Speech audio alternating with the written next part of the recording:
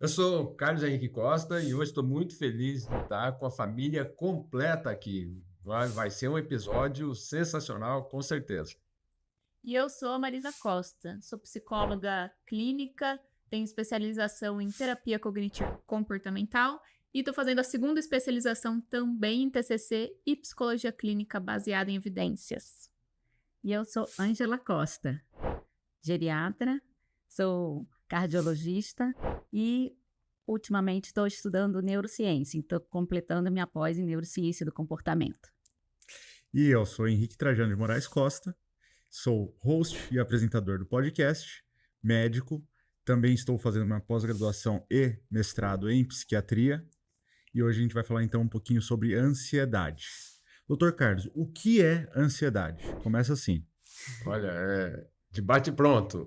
Ansiedade, na verdade, é uma reação fisiológica do organismo a adaptações de situações do cotidiano.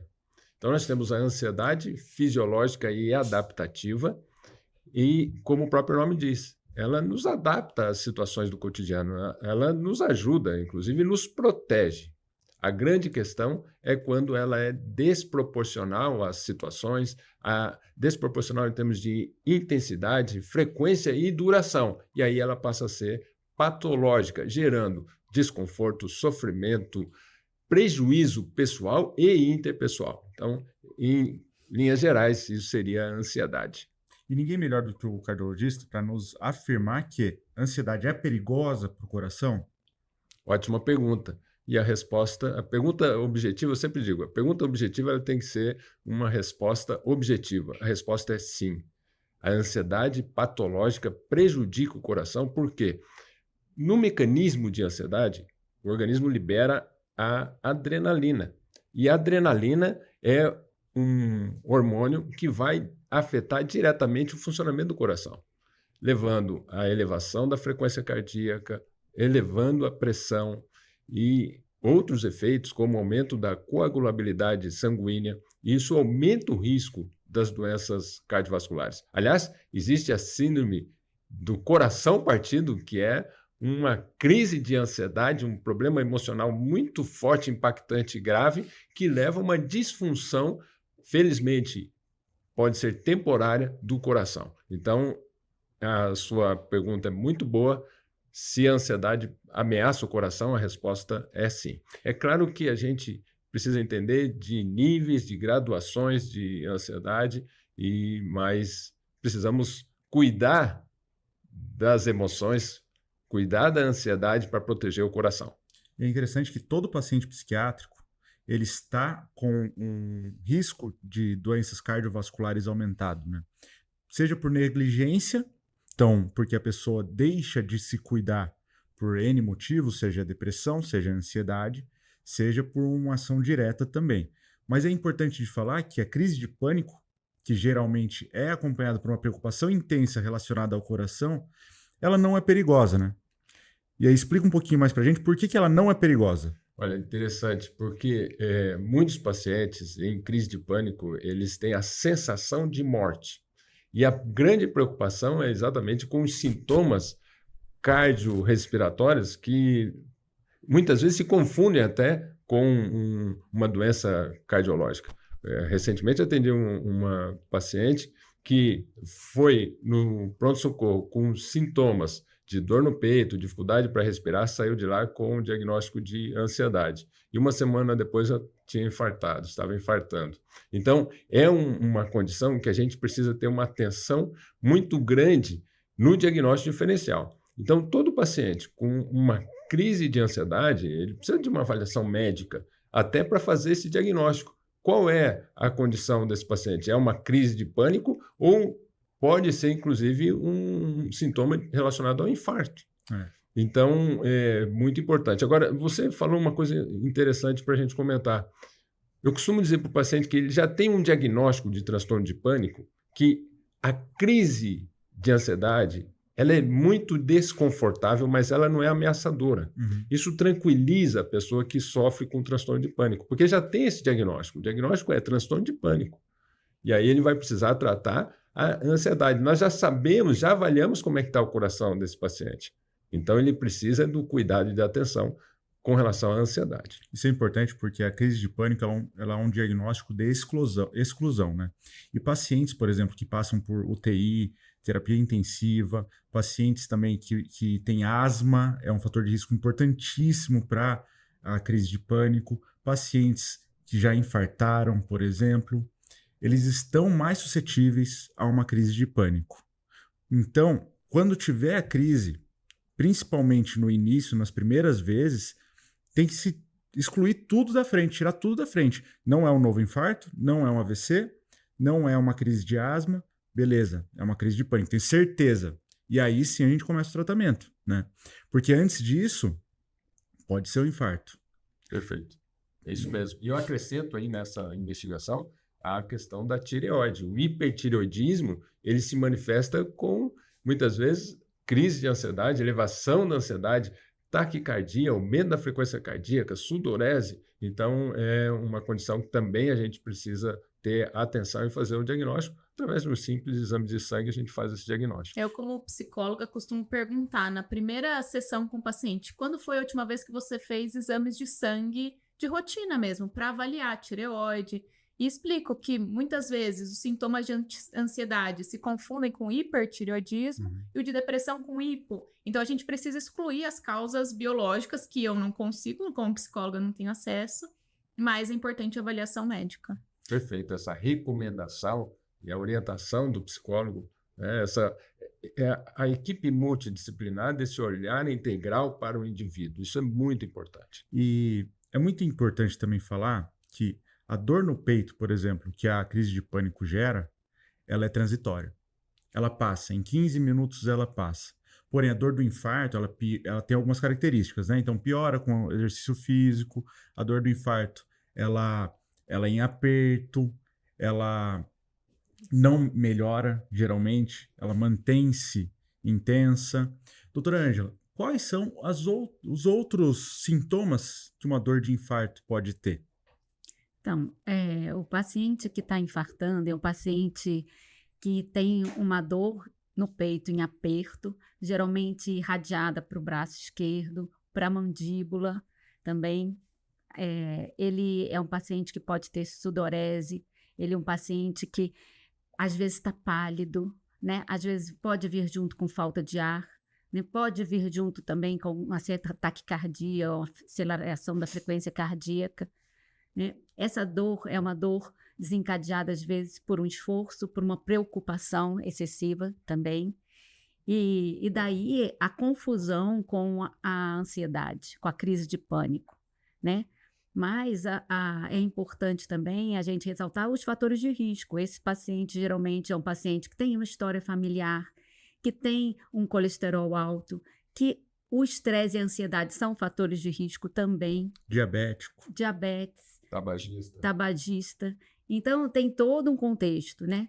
Para esse paciente que tem um infarto, né? E o que acontece é que, por exemplo, os pacientes idosos, que são os pacientes que geralmente eu atendo, esses são pacientes que têm comorbidades, já têm um monte de doenças crônicas, né? E tem também ansiedade.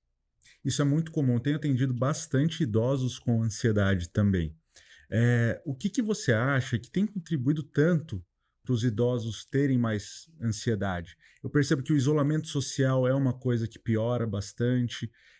Eles ficam muito presos na televisão, assistindo programas sensacionalistas, muitas vezes, por falta de atividades mesmo, né? O que mais que você acha que tem contribuído? Então, a ansiedade é uma preocupação com o futuro, né?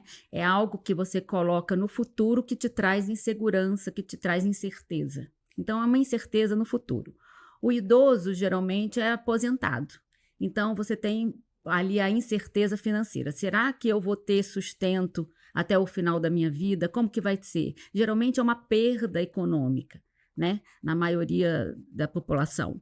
Então, é uma coisa que leva a uma preocupação, né? A outra coisa é que o idoso geralmente tem doenças crônicas. E essas doenças crônicas também trazem alguma incerteza, alguma preocupação. Então, o idoso já tem maior chance de ter problemas cardíacos, né? Às vezes tem história familiar, e aí qualquer coisa que sente fala, será que eu estou infartando? Será que essa dor no peito é do coração? Né? O idoso, às vezes, tem problema de asma, de bronquite, ou já fumou, e aí a falta de ar, será que essa falta de ar é algum problema? Então, toda essa preocupação com a saúde também é um fator. Essa questão social é muito importante. O idoso teve perdas sociais. Por exemplo, ele tinha um cargo quando ele trabalhava, e ele perde esse cargo, então é uma perda social. Ele tinha relacionamentos no trabalho. Ele tinha um trabalho onde ele se relacionava com várias pessoas, ele saía de casa, ele tinha uma rotina. Então, quando ele se aposenta, ele perde essa rotina, ele perde esses relacionamentos sociais. Ele tinha relacionamento com a família, ele saía de casa, ele passa a sair menos de casa. Né? Então, toda essa rede social que fazia a sustentação desse idoso, ela vai desmoronando, ele vai perdendo. Então, são muitas perdas. O idoso também tem perdas ao longo da vida de parentes, entes queridos. Outra preocupação que a gente vê muito comum à medida que o idoso vai envelhecendo é: será que vai ter alguém que cuide de mim na minha velhice? Então, você vê, se a ansiedade é uma preocupação com o futuro, quantos motivos o idoso não tem para se preocupar? Olha, e você falou uma coisa que veio aqui na minha lembrança, né? Minha mãe tem Alzheimer, e de muitos anos. E uma vez eu conversando com meu pai, eu falei, pai, a gente vai precisar cuidar da mãe, porque ela está evoluindo, né? E aí a preocupação dele foi, tá, e quem vai cuidar de mim? Então, olha como é exatamente isso que você falou. E é interessante lembrar, você mencionou, da preocupação. A ansiedade, ela tem, do ponto de vista psicológico, depois eu queria que a Marina comentasse sobre isso, 3 aspectos. A preocupação excessiva. Então, um certo grau de preocupação é natural. Agora, a preocupação excessiva é patológica. O medo desproporcional. Então, o medo, até um certo ponto, nos protege. O medo desproporcional é patológico, gera doença, sofrimento. E a intolerância às incertezas, a preocupação com o futuro, gerando com que a pessoa queira controlar tudo, todos e o tempo todo. Isso gera ansiedade. Então, é importante também a gente perceber o mecanismo de ansiedade, porque é aí que nós vamos pontuando. E é interessante quando eu apresento isso para o paciente, ele vai concordando com o primeiro, com o segundo, com o terceiro. Vai se identificando. Vai se identificando, e essa ideia do controle é impressionante, como todo ansioso ele tem essa tendência de querer controlar tudo, todos e o tempo todo. Na verdade, aqui a gente está falando de ansiedade como se fosse uma coisa só. Mas a gente tem no manual diagnóstico, que é o DSM, que é um lugar que muitas vezes as pessoas não sabem que existe esse manual, é onde está descrito certinho todos os critérios para a gente fechar um diagnóstico. Então, a gente tem vários transtornos de ansiedade. O primeiro que foi falado aqui foi a crise de pânico, o transtorno de pânico, que é esse pontual, muito intenso, que tem um pico e depois diminui. E, geralmente, o transtorno de pânico ele tem muito a ver com o medo do medo. É o medo de ter a crise. Exatamente. É o medo de ter a crise fora de casa, é o medo da crise se transformar em algo mais perigoso. E no transtorno de pânico, uma coisa que às vezes os pacientes ficam muito assustados é que ele acontece sem um gatilho específico, sem uma causa específica. Então, às vezes pode acontecer na pessoa dormindo, ela acorda tendo uma crise e o paciente fica muito assustado com isso. Mas é um funcionamento comum do ataque de pânico. Algumas vezes tem um fator Sim. desencadeante. E aí, como você falou, quando ele não identifica esse fator desencadeante, ele fica mais ansioso. Sim. Uma coisa que o cérebro não gosta é a imprevisibilidade. Nosso cérebro ele faz todo um cálculo de perigo, um cálculo de rotina, todo um cálculo do que vai acontecer, o que eu vou fazer quando isso acontecer. Então, essa questão de ser imprevisível traz muita ansiedade, porque o cérebro não lida bem com imprevisibilidade. Interessante. Né? Então, isso. como ela já trouxe o cérebro para a rodada, vamos falar um pouquinho sobre neurociência, mas quer falar uma coisa? Não, a antes? Marina Eu tava estava completando a terminando. questão dos tipos de ansiedade. De ansiedade. Então, tem o transtorno de pânico, tem a ansiedade generalizada, que tem muito das preocupações, da dificuldade de lidar com as incertezas do futuro. Só que a pessoa está ansiosa o tempo todo. Não tem tanto esses picos. Pode ter o transtorno de ansiedade generalizada, que é o TAG, com ataque de pânico, mas não necessariamente. Então, muitas vezes as pessoas convivem com um transtorno de ansiedade achando que é o funcionamento normal delas. Mas eu sou assim. Só que qual é a definição da palavra transtorno? É o prejuízo. Prejuízo social, prejuízo ocupacional, prejuízo pessoal. Então, se funcionar dessa forma está te gerando problemas, você precisa de ajuda.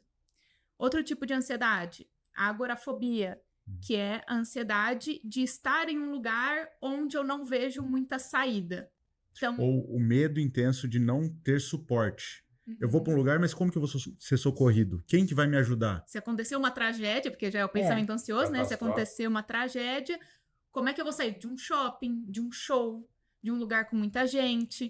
Ou a pessoa chega e já vai procurando as saídas de emergência. Também é um tipo de ansiedade. Tem as fobias específicas, enfim. Tem vários tipos de ansiedade, então não existe só um tipo, porque às vezes a pessoa não se identifica com um e fala, não tenho. Mas talvez você tenha e você precisa de uma avaliação para saber. Dentro desses vários tipos, um que incomoda muita gente é a ansiedade social. Exatamente. E aí, esse é um problema que a gente também precisa conversar, porque certamente muita gente que está nos assistindo sofre com isso e às vezes não sabe nem que tem a dificuldade, acha que é apenas uma timidez, uma dificuldade, e essa dificuldade, como você falou muito bem, é um transtorno que vai gerar prejuízo, sofrimento, desconforto intenso, e a pessoa muitas vezes, inclusive, se limita em termos de estudos, em termos profissionais, por causa da ansiedade. Explica o que é ansiedade social. E vamos fazer uma tabelinha aqui, Henrique. Ansiedade social. A ansiedade social é o medo intenso de falhar, geralmente. A pessoa tem o medo de performar mal, de desempenhar mal. A pessoa ela começa a planejar tudo que ela vai fazer. Ela tem o medo intenso do contato com a próxima pessoa, então ela quer prever tudo que vai acontecer ali. É uma pessoa geralmente que aceita muitas coisas que não deveria aceitar. Ela se torna passiva. Dificuldade de dizer não? Dificuldade em dizer não. Colocar limites. Dificuldade de colocar limites. Geralmente é uma pessoa que adoraria performar. Ela adoraria ser aquela pessoa que fala bem, que desempenha bem na frente de outras pessoas, mas ela tem o medo da avaliação, ela tem o medo de tudo isso, ela se planeja tanto que ela começa a ficar tão ansiosa antes da performance que ela performa mal. E aí que tá a parte mais perversa desse transtorno. Porque o pior medo dela é performar mal. Então ela concretiza esse pior medo e ela vira uma colecionadora de frustrações. Ela tem medo de passar vergonha, né? E às vezes performando mal, ela acha que ela passou, ela tem medo de passar por ridículo, de ser inadequada, das pessoas olharem tanto para ela que veem todos os defeitos que ela vê nela mesma, que ninguém tá vendo, na verdade. Perfeito. E o medo da crítica, que também... E é interessante você falando aí, quase que eu faço meu diagnóstico aqui de ansiedade social. Então, e aí é interessante também a gente perceber das graduações, né? Quando se fala do transtorno, qual é o grau de prejuízo. Então, certamente, como você falou, descreveu a ansiedade social, eu me enquadro muito bem e confesso que já passei essas dificuldades, né? No início, quando eu ia fazer uma apresentação, como você falou, ficava ensaiando ali, ficava muito preocupado com o desempenho, até com foco excessivo de o que as pessoas acharam da apresentação, e depois a exposição, várias palestras, as coisas foram melhorando a ansiedade e confesso que melhorando as palestras também, né? E é interessante, né? Porque o que acontece quando a pessoa está durante a exposição? Ela começa a ter o pensamento acelerado, que é típico da ansiedade, e esse pensamento começa a dificultar com que ela esclareça o que ela quer falar. Então, pensamento acelerado, ela está lá na frente, mas ela tem que falar o agora, e aí ela começa a gaguejar. Então, a gagueira é uma reação. Porque ela começa a gaguejar, ela começa a perceber que ela não está performando bem e ela começa a piorar. E ela começa a se preocupar porque as outras pessoas estão percebendo isso. Ela põe uma lente de aumento naquilo muitas vezes Ninguém tá percebendo. ninguém está percebendo e ela acha que está todo mundo percebendo e aquilo é uma coisa terrível. Muito, trazendo muito desconforto, Sofrimento. sofrimento e alimentando a crença limitante que a Marina falou, da preocupação exatamente que ela já tinha antes, concretizando, e aí a próxima vez ela vai performar pior e pior e pior, e vai parar de performar, ela vai parar de fazer, como evitação, como outro dos sintomas do transtorno de ansiedade social. Então, fala mais dessa evitação, que eu acho que é um sintoma muito comum na ansiedade social e que gera um grande prejuízo. Porque, como eu falei no início aqui, as minhas palestras no início eram difíceis, certamente eu não conseguia passar o conteúdo que eu gostaria de passar, interagia pouco, depois isso foi melhorando. Então, foi um aprimoramento e a exposição que me fez melhorar. E quando a pessoa tem a evitação, ela para de aprimorar, de melhorar. A evitação é o que perpetua o transtorno, porque o tratamento é a exposição. O tratamento é justamente o que ela evita. O tratamento é você ir, fazer a palestra, ir de novo, se permitir errar. Se permitir errar, eu acho que é uma frase que a gente precisa carregar com a gente. Aliás, entre costas aqui, nós estamos no meio de pessoas perfeccionistas, com dificuldade de se permitir errar e certamente as pessoas que estão nos assistindo também, muitas vezes, sofrem com isso, com esse perfeccionismo. Eu acho que é um tema até que a gente pode depois conversar sobre a importância da gente ter a coragem de ser imperfeito. E vamos falar então um pouquinho mais de quem tem ansiedade. A ansiedade social, ela é uma das ansiedades social junto com o mutismo seletivo, que são mais predominantes na infância e nos adolescentes. São os transtornos ansiosos mais comuns nesse momento. Outro que também é comum, que também é um transtorno ansioso, que a Marina não falou ainda, é o medo de separação, que é comum entre pais e entre crianças também. Perfeito. Que é aquela criança que não fica na escola, que você leva, faz o período de adaptação, vai embora, ela continua chorando, não quer ficar. Aquela criança que gruda na perna dos pais, do pai ou da mãe e não quer. Isso é ansiedade de separação. No fim é o medo do abandono, Sim. né? Na cabecinha ali da criança, ela acha que muitas vezes, principalmente a criança menorzinha, que começa na escola até antes dos 3 anos, né? Na creche, ela acha que o que ela não vê não existe. Uhum. Então imagina você não ver os seus pais, então você acha que eles não estão mais É o ali, desamparo, né? O desamparo. E tem o desamparo aprendido também, que a Marina pode falar um pouquinho pra gente depois. Outra questão dos afetos também é uma questão muito legal da gente entrar. Mas quem tem ansiedade, essa ansiedade mais comum da gente ver e de falar por aí, que é o transtorno de ansiedade generalizada e o transtorno do pânico. Geralmente são jovens, não são só jovens, mas geralmente jovens. A média de idade gira em torno dos 21 anos. E geralmente demoram 10 anos para começar a pedir ajuda. Então ficou 10 anos sofrendo para começar a pedir ajuda. Então se você tem ansiedade, você tem que buscar ajuda. Porque isso é sofrimento, isso é perpetuação da doença e quanto mais tempo a doença está instalada, mais difícil fica de tratar. 60% são mulheres. E as mulheres, elas têm outras questões diferentes dos homens, então a ansiedade feminina tem que ser tratada de uma forma diferente também. Hoje, a gente sabe que 65% dos casos de Covid desenvolveram algum tipo de ansiedade. Então, o Covid, seja por algum tropismo do vírus pelo sistema nervoso, ou seja pelo isolamento social, medo. por tudo que a gente viveu, ele transformou a ansiedade em uma epidemia no Brasil. E aí, estatisticamente, a gente já sabia que em 2019 o Brasil era recordista mundial em ansiedade e essa estatística só piorou a partir da Covid. Isso foi bom você ter trazido. E aí, claro, a ansiedade é multifatorial. Tem um aspecto neuroquímico do funcionamento cerebral, tem um aspecto psicológico e do psicológico muitas vezes associado a pensamentos negativos, pessimistas, catastróficos e autocríticos, e tem um aspecto social, que também contribui para a ansiedade. Então, essa combinação é que gera a ansiedade. Vamos passar por vários desses, mas eu queria perguntar para a dona Ângela, para a doutora Ângela, para a gente conversar um pouquinho mais sobre a neurociência da ansiedade. Então, a ansiedade, ela tem uma casa no cérebro, Então, não é?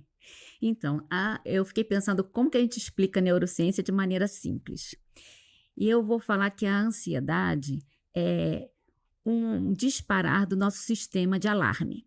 Então, como se você tem um alarme na sua casa que vai te dizer e assinalar quando tem um perigo.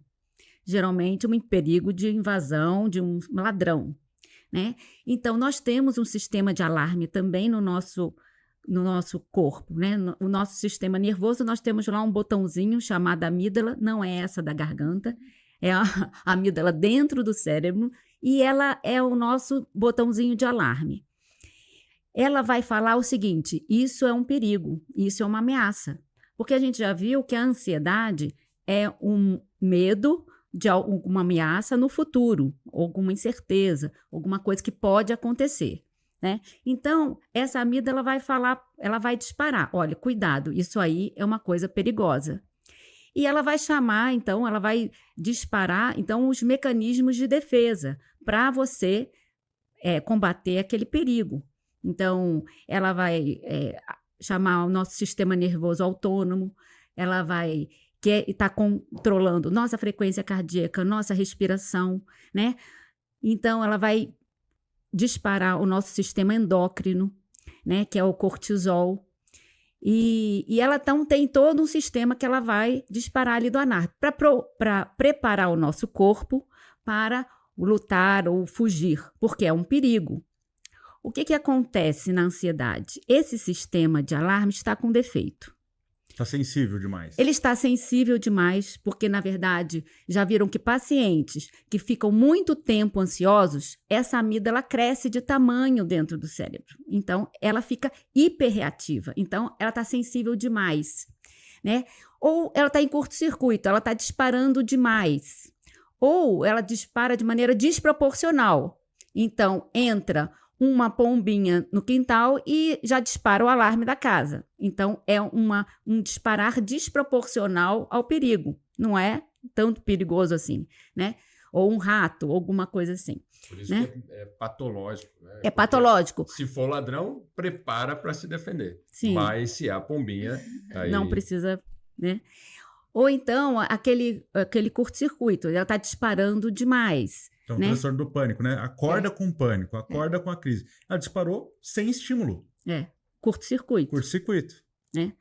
Então, o nosso cérebro, ele faz conexões que nem sempre a gente vai entender. Porque, por exemplo, um dia eu tive uma crise de pânico, eu tive uma ansiedade. E eu estava num ambiente, né? E, de repente, eu penso naquele ambiente, ou eu durmo, sonho com aquele ambiente, né? E aquele ambiente não tinha nada a ver, às vezes, com o meu pânico, com a minha preocupação, com o meu medo, mas o cérebro fez a conexão, né? Então, às vezes, o cérebro faz conexões que a gente não percebe. Por exemplo, eu estava também ansiosa ou preocupada, ou aconteceu alguma coisa ruim, desagradável, e estava chovendo e trovejou. Aí, de repente, agora, quando chove, eu começo a ficar ansioso. E eu não fiz aquela conexão, mas o cérebro fez. Parece que fica gravado na memória o horário, a condição, o ambiente que ela desenvolveu a crise. E quando ela se percebe nessas condições, encadeia a crise. E é interessante, porque o que você está falando é exatamente o que eu explico para a maioria dos pacientes, que é como a amígdala funciona. Como que a amígdala sabe a hora de disparar o alarme? O que é o estímulo? Como ela faz isso? Então, ela se comunica com o centro da memória e entende, olha, eu já passei por isso. É uma ameaça ou não é? O centro da memória vai responder, não é uma ameaça, então não vou disparar. Agora, se eu começo a juntar na memória e falar assim, tudo é uma ameaça, aí pode ser o curto-circuito, pode ser esses outros mecanismos que a sensibilidade dela fica muito sensível a qualquer estímulo. E é interessante perceber que instintivamente, fisiologicamente, a resposta da amígdala precisa ser muito rápida, porque você precisa reagir rapidamente numa situação de perigo real. E o seu corpo se prepara todo, às vezes, para um perigo imaginário, né? Então, tem toda essa ativação da neuroquímica cerebral, de hormônio, até pupila muda, músculo, sangue, seu corpo se prepara todo, só que estava só na sua cabeça. E aí, quando ele percebe toda essa tempestade hormonal para se preparar para aquela condição, e aquela condição ela não é proporcional àquilo, ele não usa não vai usar todo esse mecanismo adaptativo, ele percebe aquela reação como desproporcional e pensa, tem algo de errado comigo. E esse algo de errado é uma doença muito grave que está me ameaçando. Aí a própria reação passa a ser percebido como uma ameaça. E gera ansiedade. E aumenta a ansiedade, e aí vem esse ciclo vicioso. Exatamente. Isso mesmo. Outro transtorno ansioso também que a gente esqueceu de falar são os transtornos fóbicos, né? A Marina deu uma As pincelada. fobias específicas. Mas as fobias específicas, que são medos específicos, né? A gente tem aqui na mesa uma pessoa que tem uma fobia específica que eu preciso falar. Dr. Carlos, qual é a sua fobia específica? Olha, eu tenho fobia de sapo e perereca. Não posso ver que só de você falar aí já deu uma coisinha ruim aqui. A amígdala já percebeu, opa, reação de luta ou fuga aí, se prepara porque vem coisa ruim a partir disso. Mas infelizmente também, igual o transtorno de ansiedade social, a fobia específica, o melhor tratamento é a exposição. E aí você sabe que uma coisa interessante, quando lá na infância, né, na adolescência, queria ser médico, eu tinha uma preocupação, como é que vai ser se eu precisar ter uma aula com um sapo, né? E olha, teve, viu? Teve na farmacologia, nós fizemos uma aula com um sapo, e o sapo escapou ali da sala da pior mesa. medo se concretizou. E aí eu vou confessar aqui, eu subi na cadeira junto com as meninas lá que tinham medo de sapo, viu? Mas é interessante isso, né? O tratamento ser a exposição progressiva. E isso é muito importante no processo terapêutico, né? Sim, né, Marina? na terapia, então, lógico que a gente faz uma preparação inicial para o paciente, porque é um estímulo muito aversivo, e infelizmente é uma parte do tratamento que às vezes os pacientes abandonam, mas que é necessário, é o que a ciência mostra que é o melhor tratamento, que funciona. Então, às vezes a gente começa com uma exposição dentro do consultório. Vamos ver uma foto, então, de um sapo. Não é um perigo tão real. Vamos ver primeiro a foto de um desenho de um sapo e depois a foto de um sapo real. Né? Ou até, por exemplo, de lugares muito cheios, né? Que fica um barulho alto. Então já aconteceu de eu colocar no meu consultório um vídeo no YouTube de barulho de restaurante, para o paciente ouvindo ali, num ambiente que é controlado. Aí a gente vai fazendo um exercício de relaxamento, de respiração, para ele ir vendo que aquele estímulo aversivo ele não é um perigo real. E aos poucos, na terapia, a gente vai fazendo gradualmente essa exposição, não é do nada jogar lá o paciente na condição aversiva, e vai tratando isso e, lógico, tendo muito respeito pelo paciente, é um processo, principalmente na TCC, muito colaborativo, em conjunto. Então, vamos sentar aqui, vamos fazer a escada de medo. Uhum. O que, de todas as situações, é a mais aversiva para você? Nível 10 de medo. É isso. Nível 5, 8, a gente vai construindo isso, que é por onde a gente começa a exposição. E a questão não é estar confortável, mas parar de sofrer, né? Sim. Porque quem não gosta de sapo, não vai trabalhar com sapo. Não vai fazer carinho no Não sapo. vai ficar confortável, mas pelo menos deixar de sofrer. Ou quem tem medo de avião, não é muito difícil a pessoa zerar esse medo. Mas ela gostar de avião. Gostar. Às vezes vai. Existem pessoas que vencem o medo e começam a gostar daquilo. Mas muitas vezes não. Ele vai ter um desconforto tolerável.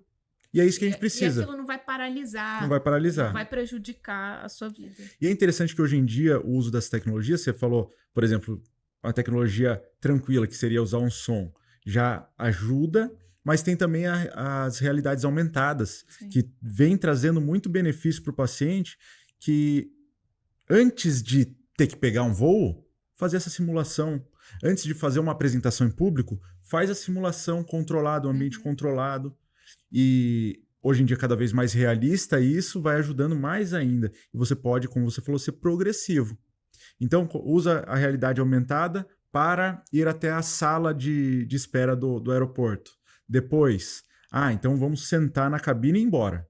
Depois, vamos entrar no avião, vamos passar por um período aqui de voo. E isso tudo, simular as experiências que não dá para simular em qualquer lugar. Então, uma turbulência, simular essa turbulência acontecendo. Então, você consegue ir além e preparar melhor essa pessoa, né? E é interessante que a Marina enfatizou de que não é simplesmente a exposição, é você dar ferramentas para que ela possa lidar com aquela ansiedade e se expor. Sim. Eu acho que é importante a gente colocar que esses medos, essa ansiedade, ela está registrada no cérebro em circuitos, né? Então, quando eu tive uma experiência com um sapo e aquilo se tornou uma coisa desagradável para mim, isso foi registrado na minha memória, isso foi registrado no meu cérebro num circuito. O engrama, né? Num A engrama. unidade de memória do cérebro chama engrama. Engrama são várias conexões do cérebro em vários lugares diferentes que formam uma informação. Então, eu tenho a informação do lugar que eu vi o sapo, eu tenho a informação daquela sensação, do medo que eu tive, da minha emoção naquela hora, né? Se eu toquei, qual foi a sensação. Então, isso é um engrama, isso é um registro no cérebro. O que a exposição faz é criar outras memórias que se sobrepõem a essa memória, né? E que vai falando, o perigo não é tão grande assim, né? Então, a exposição, à medida que vai se expondo, então essa reação vai diminuindo, porque outros engramas vão se formando, outras informações vão se sobrepondo a essa informação. Então, o que eu queria ressaltar aqui é o seguinte: o que trata ansiedade não é remédio. O que cura a ansiedade é terapia. Porque remédio não vai mudar os engramas. O remédio ajuda? Ajuda. Porque às vezes diminui um pouco a ansiedade para você cuidar daquilo, e algumas medicações também melhoram a plasticidade do cérebro, necessária para fazer um outro conhecimento em cima daquele, né? Mas o que vai cuidar, o que vai mudar circuitos no cérebro é a terapia. Sensacional essa explicação, gostei muito. E já me passou um filme aqui de lembrar dessa história de por que eu desencadeei esse tipo de medo. E aí a importância da terapia para buscar lá a origem e ressignificar essa memória para, então, ter o tratamento da ansiedade. E atualmente, o que a gente sabe, né? Só para deixar claro, quando eu falo TCC aqui, é a terapia cognitivo-comportamental, que não é muito grande, então a gente abrevia. Atualmente, ela é a abordagem de terapia com maior eficácia para tratamento de ansiedade. Importante falar isso. As pessoas às vezes não sabem que tem diferentes abordagens, e diferentes abordagens vão ter diferentes resultados. Não significa que uma funciona, a outra não. Mas a TCC é uma abordagem que, desde o início, ela se preocupou muito em testar a terapia. Então, assim como testava medicações, então dá medicação para um grupo, não dá para outro, e ver se aquele composto funciona, o autor da teoria foi o primeiro a testar a terapia. Então, dá terapia para um grupo, não dá para outro, e ver se ela funciona. E ele conseguiu resultados muito expressivos e significativos. Então, hoje também é a abordagem que tem mais estudo científico, consequentemente também é a que tem maior evidência de tratamento. Então, é o que a gente chama de tratamento de primeira linha, ou padrão ouro. Junto com a TCC, vem as primas dela, que também têm evidência de tratamento. Tem a terapia do esquema, é uma terapia interessante também. Tem a DBT, né? A DBT, que é a comportamental dialética. Então, tem algumas primas ali, mas a evidência mais robusta é da TCC. Tem mais estudos, é mais antiga também. E a TCC ela foi feita também pensando no sintoma, em tratar o sintoma. Não seria isso, mais ou menos, Marina? Sim, ela partiu, na verdade, de um tratamento para depressão, a partir desses pensamentos também da depressão, e foi se ampliando para outros tratamentos. Mas ela, no começo, era bem focada no diagnóstico. Uhum. E depois a gente amplia ela para vida. Mas ela atua muito nesse mecanismo que a doutora Ângela, minha mãe, comentou, que é da reestruturação cognitiva. Então, o Henrique falou da questão de, quando eu estou falando em público e eu tenho ansiedade social, eu vou colecionando evidências, memórias, registros de que eu sou ruim naquilo. Ou uma situação ruim com um sapo, eu registro isso. E na TCC a gente vai trabalhar a reestruturação cognitiva no sentido do ressignificar essa experiência. Então, o sapo não é tão perigoso assim. me apresentar em público não quer dizer que as pessoas estão percebendo que eu tô ansioso, não precisa ser esse lugar. Então, a gente vai, antes da exposição, fazendo esse tratamento de reestruturação cognitiva, que é de ressignificar as nossas memórias. Interessante. A importância da cognitivo-comportamental. Então, o cognitivo vai fazer a gestão dos pensamentos e das crenças disfuncionais e o comportamental vai incentivar a exposição, né? Mas depois eu queria que você, Henrique, falasse para a gente da questão medicamentosa do tratamento da ansiedade. Então, a Ângela já falou da importância da terapia e eu concordo com ela que não dá para tratar a ansiedade sem a psicoterapia e a Marina reforçou isso também. Depois eu queria que você falasse, então, da questão medicamentosa no tratamento da ansiedade. Defende sua área. Antes eu vou defender a sua. Porque quando você abre o livro de psicofarmacologia, o Stoll, que é a Bíblia da psicofarmacologia, nos primeiros capítulos, no segundo capítulo, o final do capítulo, ele fala o seguinte: a terapia, seja cognitivo, a psicoterapia de forma geral, ela é uma terapia genética. Então, por que isso? Porque via segundo mensageiro, então você tem o neurônio, a célula, ela atua via segundo mensageiro, então uma proteínazinha que está na membrana do neurônio vai se conectar ali e vai formar, por exemplo, num engrama, em alguma questão em algum local de memória.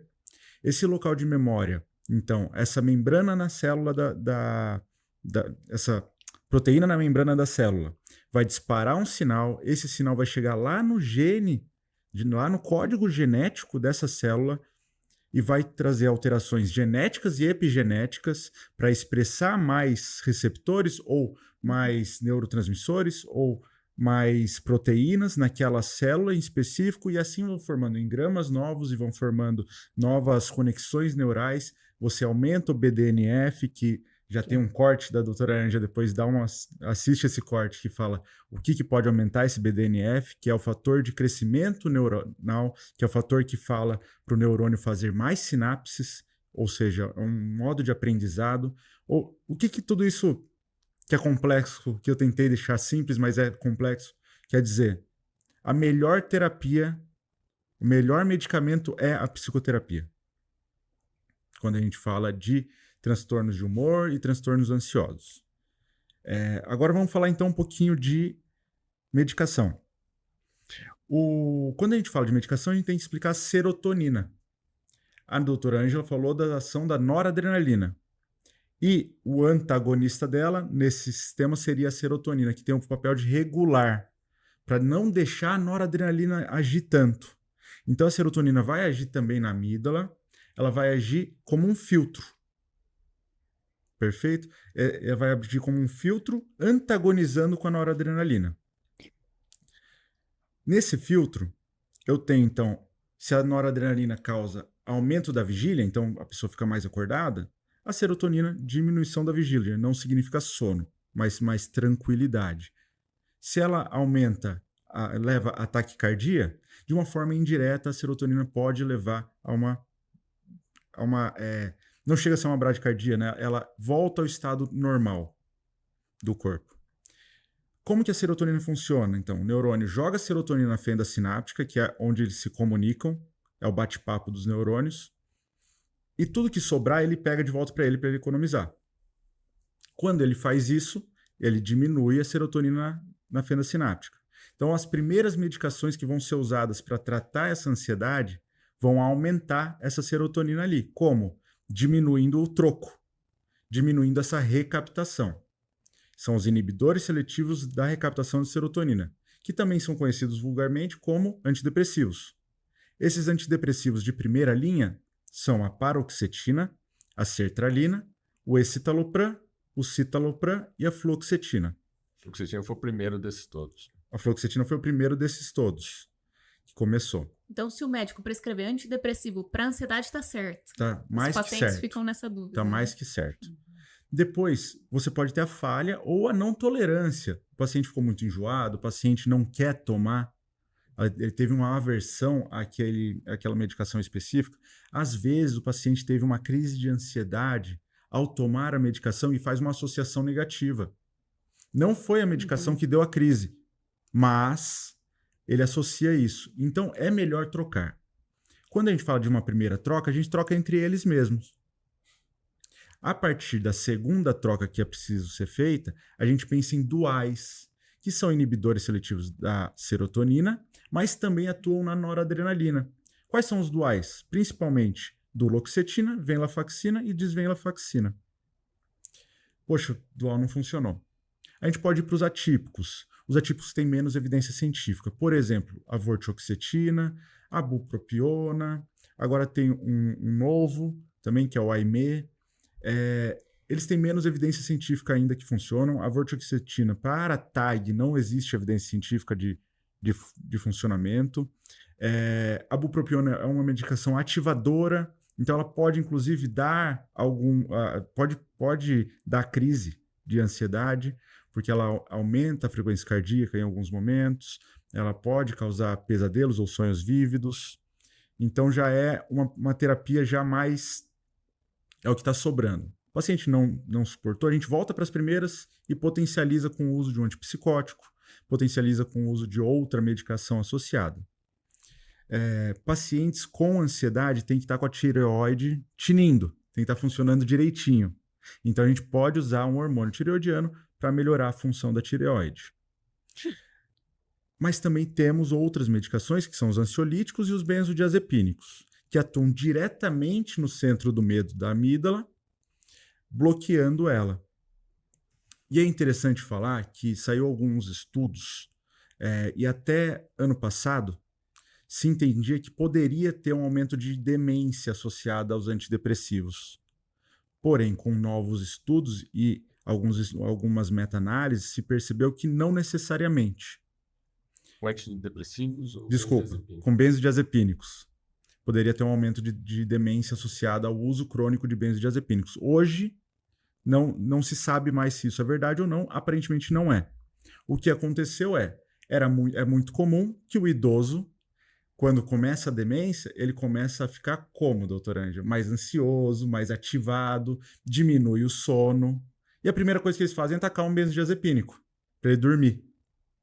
Então, isso que aconteceu. Muitas vezes, a maioria desses idosos desenvolveu demência, já estava desenvolvendo, estava no pródromo da demência. Então, isso levou com que tivesse uma associação estatística entre benzodiazepínicos e demência. Quando se fez mais estudos, realmente não existe uma relevância estatística. E um medo muito comum dos pacientes é a questão da dependência. Essas medicações geram ou não geram? Quais geram? Podem gerar? É interessante que nesse mesmo estudo foi analisado isso, nessa meta-análise, e o que a gente vê é, se bem prescrito para a ansiedade, eles geram pouca dependência. Alguns deles tendem a gerar um pouco mais de dependência do que outros, principalmente os que têm um período curto de ação.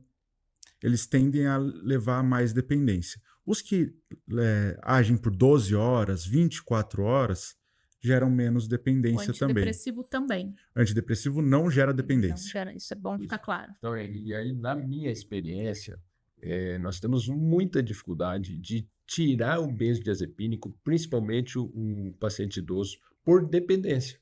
Mas esse benzodiazepínico que provavelmente foi prescrito para insônia. Não para ansiedade. E às vezes, como ele usa há muito tempo, a gente nem sabe direito por como quê? começou e por quê. E eu lembro, ficou marcado na minha memória, num congresso de psiquiatria que eu participei há muitos anos atrás, mais de 20 anos, a fala do psiquiatra. Com relação ao benzodiazepínico, a mão que dá é a mão que tira. Então, a gente precisa ter muito cuidado com relação a esse tipo de medicamento, quando você pergunta da questão da dependência, porque ele é um bom medicamento para ser usado, na minha opinião, por um período relativamente curto, um início, meio e fim para tirar. Diferente do antidepressivo, que ele precisa ser utilizado por tempo maior e prolongado, né? Então, eu queria também ouvir a opinião de vocês. E muitas vezes o início gera algum desconforto no antidepressivo, diferente do benzodiazepínico, que a pessoa já toma, já tem um efeito rápido. O antidepressivo demora um pouquinho, o efeito tem um efeito colateral inicial antes do efeito terapêutico, e muitas vezes acontece isso que você falou, do paciente abandonar o tratamento por conta de não ter a paciência de esperar o resultado terapêutico e desaparecer ou diminuir o efeito colateral. Então, geriatras realmente não gostam de benzodiazepínico, né? Por quê? Porque o benzodiazepínico, ele aumenta o GABA, que é um neurotransmissor inibitório do cérebro. Ele não só inibe a amígdala ali, que diminui rapidamente a ansiedade, mas ele também vai inibir outras áreas do cérebro, podendo dar falhas de memória, alteração na coordenação motora. Então, por isso que tem até alertas de quem usa máquinas que pode se machucar, aumenta o índice de queda nos idosos. Então, é uma medicação que tem que ser dada com data de retirada por um curto período de tempo, né? Porque, inclusive, ela dá tolerância. Então, esse negócio de tomar para dormir, o que acontece? Ele vai aumentando a dose porque o cérebro acostuma e ele não dorme mais com aquela dose. E aí, quanto mais ele aumenta a dose, mais o cérebro dele é inibido. Quando os antidepressivos, que são esses medicamentos que vai acabar mudando esse nome, essa classe, né? Porque a gente usa mais para ansiedade, né, e também para depressão, eles aumentam o nível de neurotransmissores. Então, aumenta o nível da serotonina, aumenta o nível da noradrenalina, né? E alguns aumentam até a dopamina. Então, eles aumentam os neurotransmissores. E tudo que a gente quer no cérebro de um idoso é estimular o cérebro e não deprimir. Então, todo geriatra não vai gostar muito do benzodiazepínico. Não é que a gente não passe, mas tem que ter data de início e data de fim, né? Usar de maneira pontual e em doses baixas. Tem que tomar cuidado disso, Sim. por causa dos efeitos colaterais no idoso. Quando falamos de benzodiazepínico, né, o clonazepam, o diazepam, o alprazolam, que são medicamentos... Rivotril. É o Rivotril, Que é, É a clonazepam, marca, né? o frontal, que é o alprazolam, e o diazepam é diazepam mesmo. Valium, antigamente. Outra dúvida muito frequente também dos pacientes tomando antidepressivo é: doutor, estou me sentindo melhor, posso parar? Não, por favor. Nunca pare Sem a orientação orientação do médica. médico. Existe um caso só que se deve parar, mas se deve parar no pronto-socorro e não com a orientação de um médico e não sozinho, que é a síndrome serotoninérgica, que é uma síndrome muito rara, muito rara.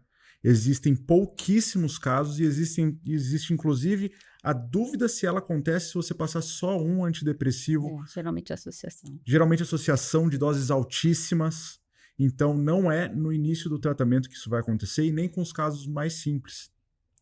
É a única indicação. Então a pessoa tem uma sudorese intensa, taquicardia, taquipneia. Parece muito uma crise de pânico. Mas ela tem também febre associada, elevação da pressão arterial. Então é muito pior do que uma crise de pânico. E não passa. Ela não passa como uma crise de pânico passa. E aí em uso desse tipo de medicamento. Isso. Por quanto tempo, então, vai tomar fazer o tratamento com o antidepressivo? O antidepressivo, ele, na primeira vez que você vai tratar esse paciente, ele tem que deixar pelo menos 1 ano. Por quê? Tratar por menos tempo do que isso é de 6 meses a 1 ano. Tratar menos de 6 meses tem uma recorrência do quadro de ansiedade. Então ele melhora, fica algum tempo, meses ou anos bem, e quando tem o quadro de novo, aí você tem que tratar por mais tempo, tem que ser mais agressivo no tratamento, porque a partir do 3º quadro, a tendência de cronificação dessa ansiedade.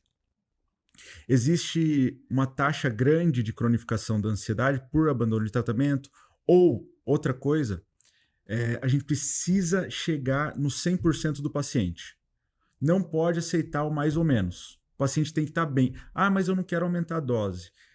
Por que você não quer, se você não está 100%? A gente precisa também entender o porquê que o paciente não quer aumentar a dose. Ah, porque eu estou tendo efeito colateral. Ah, porque eu estou tendo diminuição do libido. Eu estou tendo... Eu tenho medo. Tenho medo. Dor de estômago, que são efeitos colaterais possíveis dos antidepressivos. Então, entender o que o paciente está com medo, entender se você pode ou não aumentar a dose, ou trocar, como eu já expliquei, mas tem que ter o paciente 100%. 100% não é ausência de ansiedade, mas é ausência de sofrimento. Uhum. Esse paciente está 100%, vai tratar certinho, 90% resolveu. E aí tem o desmame da medicação. Sim. Dependendo da dose, é isso? Sim. Os antidepressivos, eles, alguns mais do que outros, têm uma coisa chamada síndrome de retirada. Você tem que tirar devagar a medicação, Porque se você tirar de forma rápida, ela tem muitos efeitos colaterais. Dor de cabeça, tontura, náuseas. A gente tem que lembrar que o antidepressivo, eles alteram a química do cérebro. E esse cérebro vai ter que se readaptar com a retirada. Então, a retirada gradual é uma coisa muito melhor para o cérebro ir se adaptando. A outra coisa que eu queria falar é em relação ao tratamento não medicamentoso na ansiedade, que é a regularização do sono, Sim. né? A atividade física. Higiene do sono. Higiene do sono, né? Então, se a pessoa não dorme bem, não tem um sono de qualidade, ela aprende mal. Então, o sono profundo, ele faz parte do aprendizado, da consolidação da memória. E a gente está falando de mudança de circuitos no cérebro, que são aprendizado. O aprendizado comportamental, o aprendizado de que aquilo já não me causa mal. Isso é um aprendizado. E isso vai ser consolidado durante o sono. Agora, se a pessoa não dorme bem, ela não aprende. Então, uma das coisas que a gente visa com o tratamento, às vezes, medicamentoso, inclusive, é a regularização do sono. Perfeito. Mas precisa fazer essa higiene do sono, né? A atividade física, a gente já viu que também facilita o aprendizado por causa do BDNF, que a gente já conversou aqui. Então, a gente tem que fazer atividade física, né? A socialização, né? Existe toda uma outra mudança de ambiente, às vezes, que ajuda também no tratamento da ansiedade. Outra coisa que também aumenta o BDNF são os antidepressivos. Sim. Porém, eles demoram para fazer isso. Por isso que é importante não interromper o tratamento. Fui para a praia, parei de tomar uma semana. Prejudicou o aumento de BDNF, porque ele demora para fazer isso. Os antidepressivos, eles demoram 2 semanas para começar a fazer efeito. E aí é quando tem a maior taxa de efeitos colaterais, mas sem efeito e a pessoa para. Não, passei muito mal, mas nem começou a ter o efeito da medicação. Nesse período é o período onde a gente acaba mais usando os benzodiazepínicos. E outra coisa que é importante falar é que não existe benzodiazepínico SOS, ou seja, não existe Rivotril cicrise. Ele tem que ser usado no dia para evitar a crise. E se a crise vier, ela vai vir, ela vai se instalar, ela vai ter o pico e ela vai passar. Às vezes a pessoa toma o Rivotril no momento da crise para a crise passar, mas ela já vai passar naturalmente. Vai passar. Isso eu acho que é muito importante a gente falar, porque eu recebo pacientes com essa orientação e isso acaba prejudicando. Então, acho que é importante a gente falar a questão da crise, como ela se comporta, como lidar com a crise. E queria que vocês falassem aí, como, no caso da crise, como é que lida, como ela evolui e como lidamos com essa crise? Existem algumas técnicas interessantes, né? Uma delas é a técnica do gelo, acho bem legal. Porque o que é o tratamento da crise se não tirar a atenção daqueles sintomas? Porque eles vão vir e vão passar. E eles vão ficar por um tempo. Então, se eu não prestar atenção neles, eu vou ter menos sofrimento durante a crise. Tem gente que tem a crise e vai ter que aprender que é crise e que ela vai passar.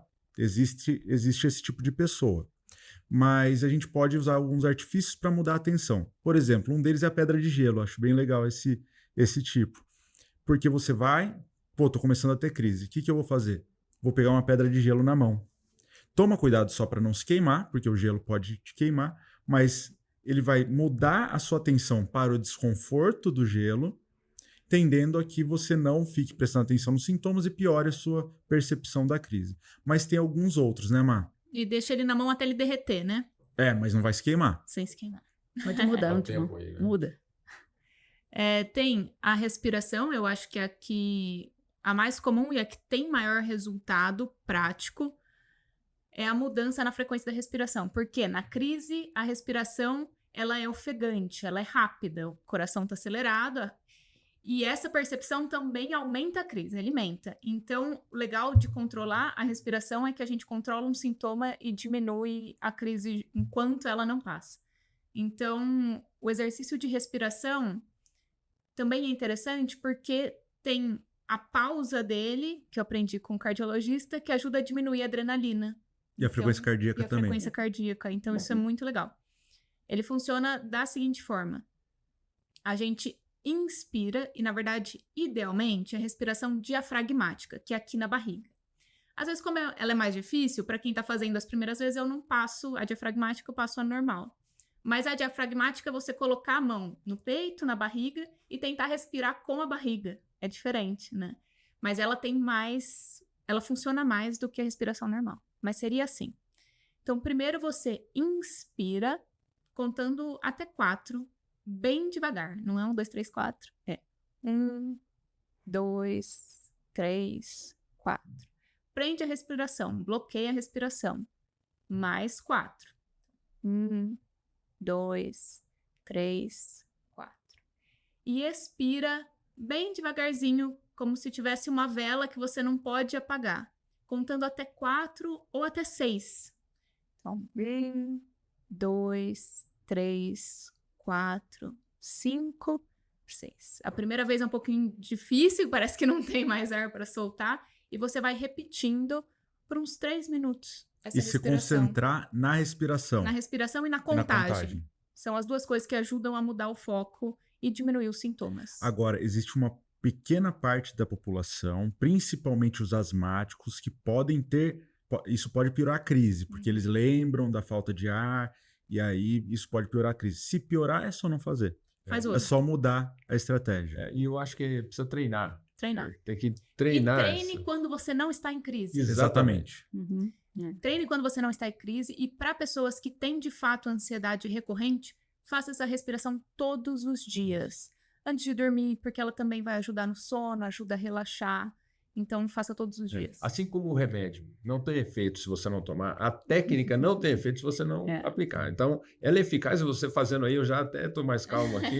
Então, eu sugiro para você fazer a técnica, e foi muito bem vocês mencionarem, vão treinando, e não é só no momento da crise, porque na crise, é importante a gente falar como funciona a crise. Ela vai subindo, o ansioso vai subindo degraus de ansiedade até o momento que dispara a crise. E quando dispara a crise, aí a frequência cardíaca acelera, a frequência respiratória acelera, há um mal-estar intenso, e essa crise ela vai atingir um pico, do pico platô, que dura alguns minutos e depois passa. Então, é muito importante que o paciente tenha essa consciência. A crise é passageira. Não vai ficar em crise até você ficar louco. Isso. Não suportar ou morrer. Interessante que é um medo muito comum de quem tem crise, né? O medo de enlouquecer, o medo intenso de morrer. É um sintoma, né? É um sintoma. E eu brinco com os pacientes que quem tem medo de ficar maluco, não fica maluco. Exatamente. E também eu falo para os pacientes, quantas vezes você pensou que ia morrer e não morreu? Então, mostrando que o pensamento é um pensamento negativo e distorcido. Outra questão que eu falo para os pacientes, brincando com isso, é: você acha que se você fosse uma seleção de futebol e não treinasse e fosse jogar a Copa do Mundo, você ia ser campeão? É boa. Não ia. Então a crise é a final da Copa do Mundo. Então eu tenho que treinar para a final da Copa do Mundo. Sim. Todo dia, certinho, devagar, aumentando progressivamente, para quando eu tiver crise, eu já sei o que fazer. Eu já tenho uma arma aqui para usar. Existe também outra técnica, que é você jogar a atenção nos sentidos. Então, é 5, 4, 3, 2, 1. Então, você vai pensar, talvez com os olhos fechados para não se distrair, 5 coisas que você pode ver. E aí você vai pensar nos objetos. Aí você vai falar 4 coisas que você pode sentir o cheiro. E aí depois 2 coisas que você sente o paladar, o gosto, né? Uma coisa que você ouve, né? E tem o tato.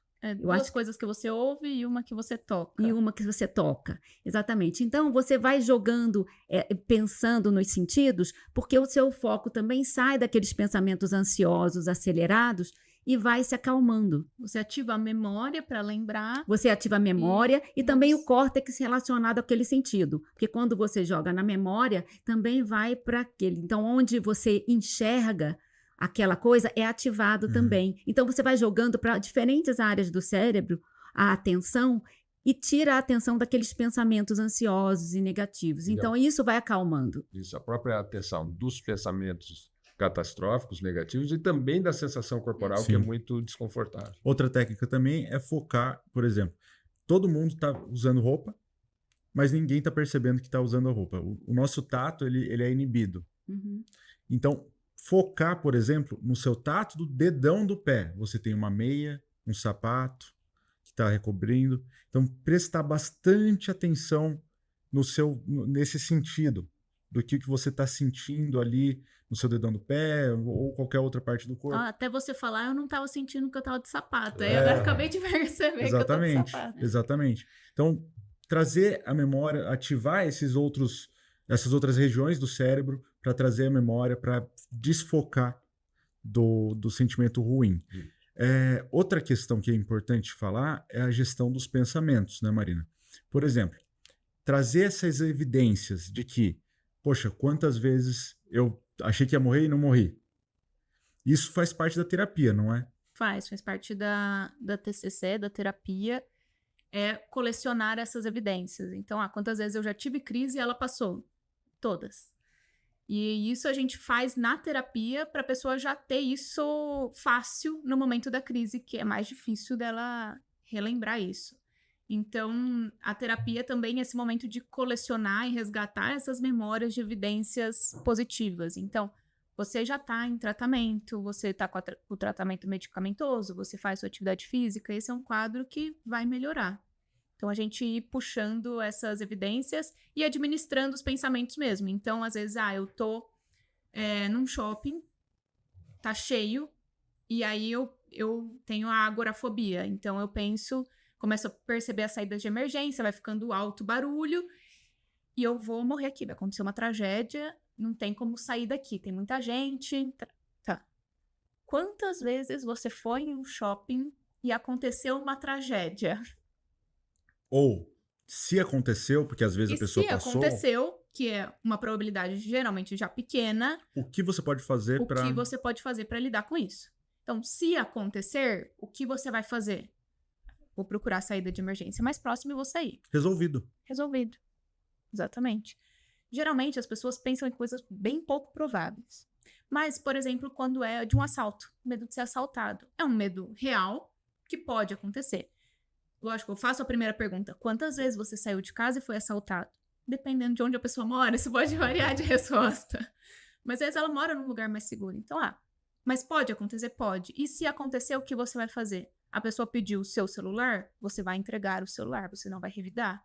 Então, a gente vai orientando para a pessoa já ter uma estratégia. E faz parte também da exposição, né? Então, Sim. Você saber o que você vai fazer, você se expôs na sua cabeça, mentalmente, você se expôs. Bem, caminhando para o final, eu acho que já demos bastante informação para as pessoas entenderem o que é ansiedade e as nuances de todos os transtornos ansiosos. É um assunto que não dá para esgotar em um podcast só, com certeza. Mas gostaria de saber qual que é a sua dica, Dr. Carlos, para quem sofre com isso e quer começar o tratamento. O primeiro passo é reconheça a condição e peça ajuda. Eu acho que é muito importante e eu sugiro o caminho do psicólogo, da terapia e do médico. Então, é muito importante você pedir ajuda. Então, não sofra sozinho. Não tenha vergonha de compartilhar essas dificuldades com o profissional.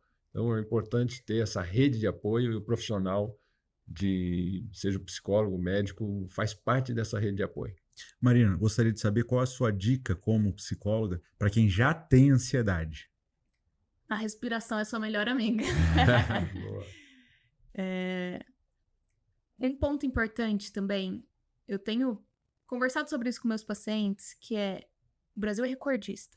Então, é um transtorno comum. Então, primeiro, você não está sozinho, porque muitas pessoas sofrem com isso. Depois, São 18 milhões de 18 brasileiros. milhões de brasileiros sofrendo com isso. Então, você não está sozinho. Só que como são 18 milhões de brasileiros, provavelmente você na rua já deve ter passado por alguém tendo crise e você não percebeu. Porque quantas vezes você estava no shopping, num restaurante, você percebeu que alguém estava tendo uma crise? Isso, para quem tem a crise, é extremamente desconfortável. O medo das pessoas perceberem a crise, a vergonha. Então, geralmente as pessoas não percebem sua crise, a não ser quem realmente te conhece. Então, fique tranquilo nesse ponto. Mas sim, pratique a respiração todos os dias. Ela é sua melhor amiga. Doutora Ângela, qual a sua dica para o idoso ou a pessoa que cuida do idoso e tem ansiedade? Então, é uma doença também, né? A ansiedade é uma doença que precisa de tratamento, precisa de remédio. E procure conversar com o seu médico a respeito disso, do que você sente, né, e esclarecer as suas dúvidas em relação às suas incertezas. E a minha é: não para de tomar medicação, por favor. Vem falar comigo antes. Eu sou o Dr. Henrique Trajano, de Moraes Costa, atendo na Clínica Semos e na Clínica Morata, em saúde mental e clínica médica. Estou aqui com o Dr. Carlos Henrique. Eu sou cardiologista e você pode me encontrar nas mídias sociais, no Instagram, Dr. Carlos Henrique Costa, no YouTube também, Dr. Carlos Henrique Costa, e na Clínica Semos, em Campo Limpo Paulista, em Jundiaí, na Clínica Amorata. Eu sou a Marina Costa, sou psicóloga. Aqui no canal também a gente tem outros episódios que falam sobre isso. A gente teve um episódio com um ator falando sobre falar em público. Teve episódio sobre atividade física, o benefício dela para a saúde mental. Corrida. Então se inscreva no canal, assista os nossos outros vídeos, compartilhe. Tem Entre Costas podcast no TikTok, no Instagram e no YouTube. No Spotify também. E o meu perfil é Marina Costa Psi no Instagram. Estou na Clínica Semos e na Clínica Morata. Eu sou Ângela Costa, sou geriatra e atendo na Clínica Semos em Campo Limpo, Paulista. E para quem perguntou muito no último episódio, ela não tem redes sociais, você encontra ela aqui no podcast e na Clínica Semos. Então hoje estivemos exclusivamente entre costas. Em família. Show.